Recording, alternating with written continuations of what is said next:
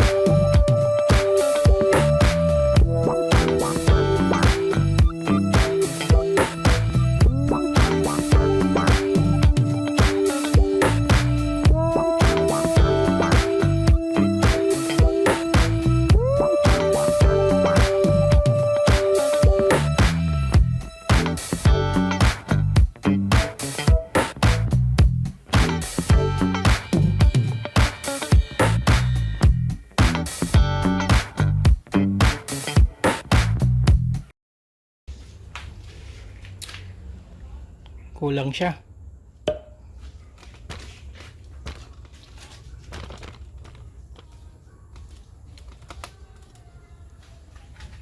Tingnan mo, pag isasagad ko dito, kulang siya, oh. Siguro mga kalahating 1 cm yung kulang niya. Ba yan? Paano kaya to? Adjust na lang siguro ng ganyan.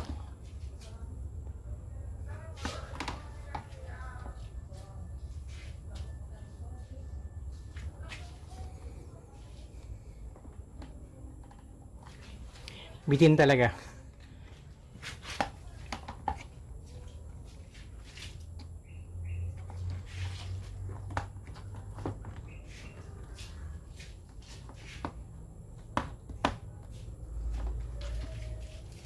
Kung ganito kaya, sagad ko dito.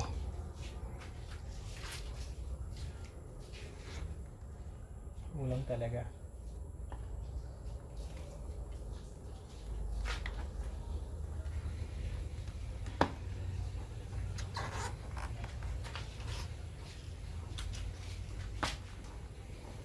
Ganyan talaga siya. Merong gap dito ng konti.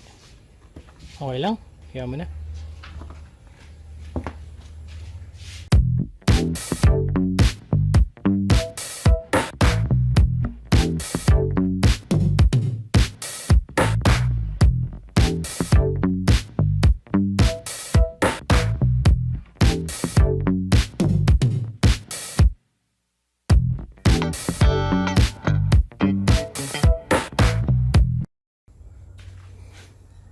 Tingnan mo. Sinagad natin dito. Ayan. Talagang kulang talaga siya. Pero okay lang yan. Kaya mo na.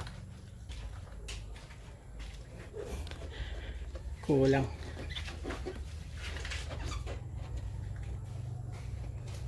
Kasi mas mapapansin naman itong sa kabila.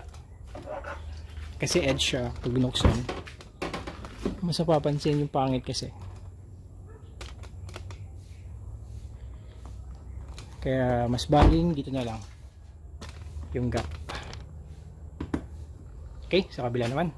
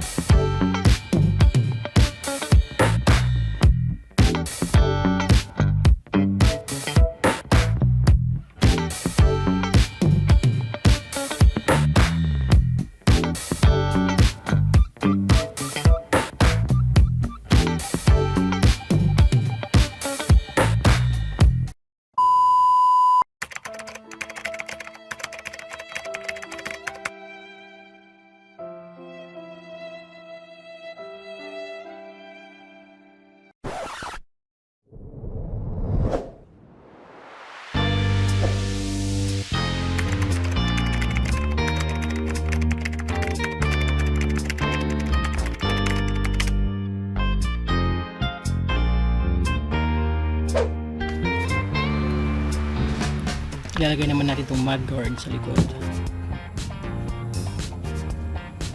Ayan. Pero kailangan tanggalin mo na to. Paano ko tanggalin?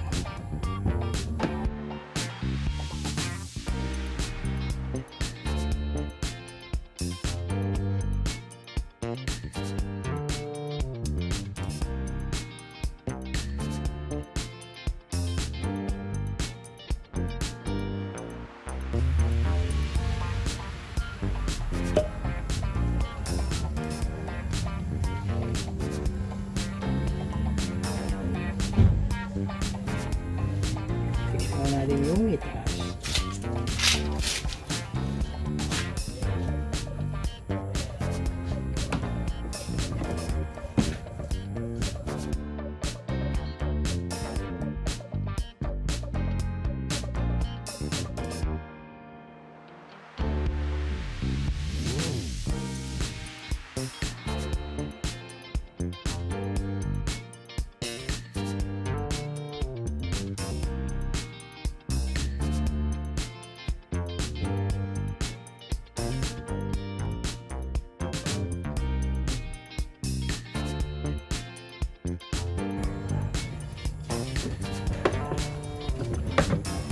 Okay.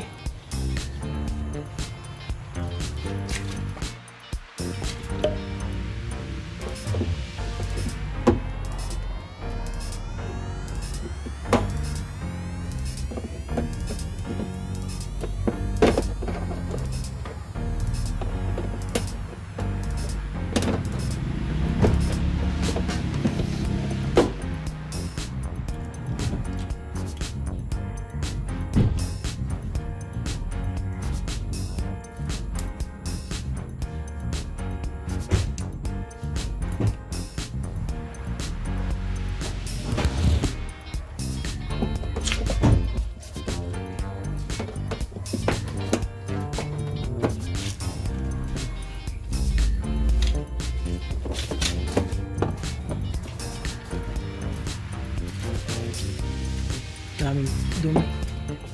Be. Nagruwit. Dumi oh.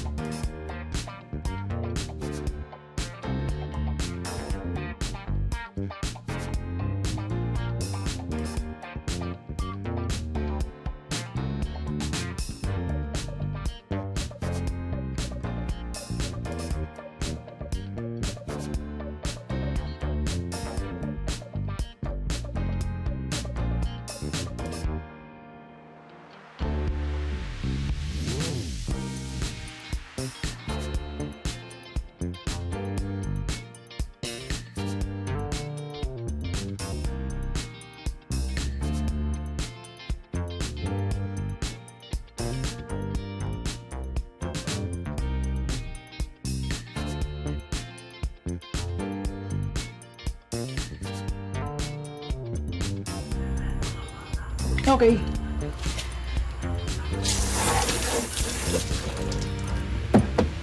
Looks good.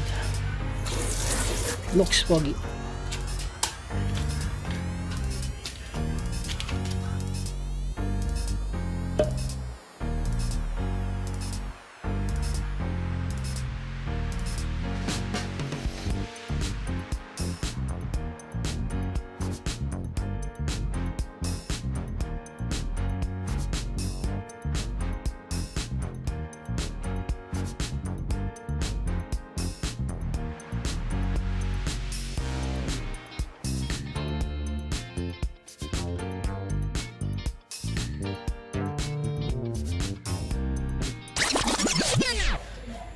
So, kakatapos lang nating mag-washing using the washer ng washing pan.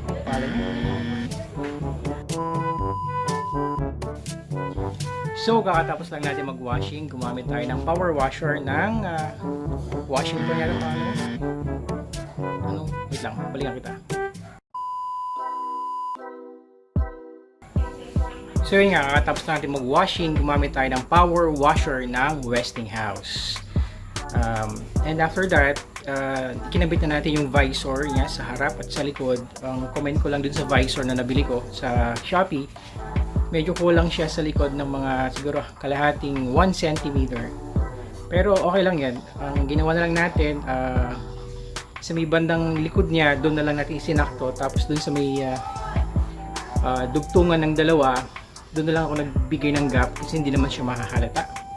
And also, nilagay na rin natin yung mud guard sa harap at sa likod. So, pinakita ko kanina kung paano ikabit dun sa likod and at the same time dun sa harap. So, if you find this video very interesting or nakatulong ito sa inyo, please do not forget to subscribe and para hindi kayo or para update kayo lagi sa mga videos natin. So, thank you so much. Please don't forget to subscribe. Bye!